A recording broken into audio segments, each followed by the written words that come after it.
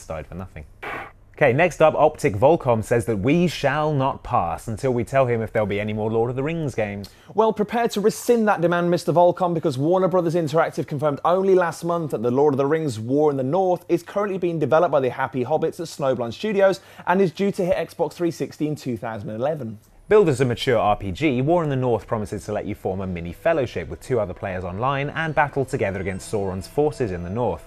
Sauron has forces in Lancashire. No, this is set in Middle-earth. Oh, so they're in Birmingham. While the prospect of battling Brummy Uruk-hai genuinely excites, well, me at least, it's Snowblind's pedigree as connoisseurs of the co-op action RPG that has me dusting off my old Gollum costume in anticipation. By which you mean the brown loincloth you insist on wearing in the office all of last summer.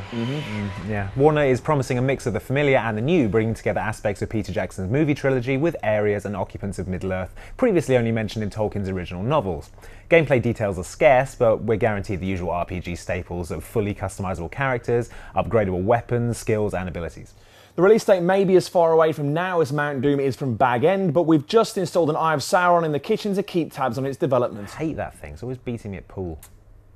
It's not often you hear from fans of veteran metal bands and Chevy Chase, so imagine our surprise when Biohazard Fletch got in touch to get more info on Dead Rising 2 prequel, Case Zero. That's really weird. I was originally going to call myself Pantera Caddyshack or Slayer Memoirs of an Invisible Man, but they both exceeded the character limit. So, Case Zero then, Capcom's innovative Xbox 360 exclusive attempt at giving voracious Dead Rising fans a chance at sampling Dead Rising 2 without actually playing Dead Rising 2. Rather than just give you a chunk of DR2 to play as a demo, Capcom has crafted a 3-hour campaign set 2 years after the events of Dead Rising and 3 years before Dead Rising 2 kicks off. Unlike a demo, you will have to pay to play, so consider this as a standalone mini Dead Rising to keep you occupied until the real deal shows up. Dead Rising 2 hero Chuck Green, who, as revealed in last week's episode, can clone himself at will, is still the star, although he does share top billing with his hitherto unmentioned daughter Katie. Considering we've seen no sign of her in other Dead Rising 2 footage to date, it's possible that a tragedy occurs during Case Zero that will add extra dramatic weight to Chuck's zombie-slaying antics in Dead Rising 2. Well, that or she's just been hiding in a cupboard the whole time. More importantly, at least for fans of the first game, there's a chance it might actually reveal what happened to square-jawed photographer Frank West, but series creator Keiji Inafune is refusing to reveal any details at this time. Big tease.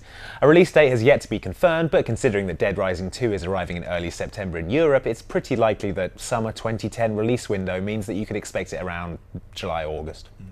Further, Ria 1 wants to know if there's any more news on Test Drive Unlimited 2. Well, we've mentioned Eden Games' Mamor in the... Mamor? Massively multiplayer online race car. Racer. Right. Well, we've mentioned it before, but there's been some new information coming out about it, as well as some pretty swishy new footage. First up, it's set in the Parsi island of Ibiza, but it looks like you'll be sticking to the island's winding, mountainous coastal roads rather than ploughing through crowds of Club 18 to 30 revellers outside Pasha. Pity.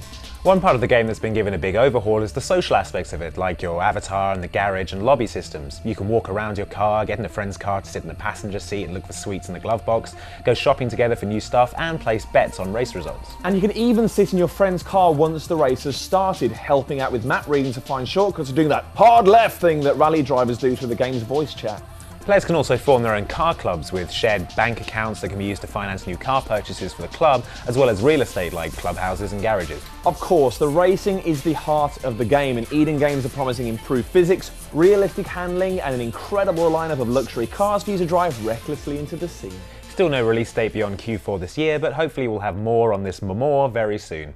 Well, that's it for another week. Question us up at our gamertag, send you a message. Missed the point of where you're supposed to ask questions in our Facebook group at facebook.com/SentUAMessage. Tweet us at SentUAMessage. Email us at SentUAMessage@hotmail.com. Or start an international fashion label that produces t-shirts with your question emblazoned across the front.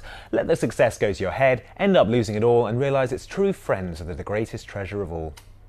See you next week. Bye.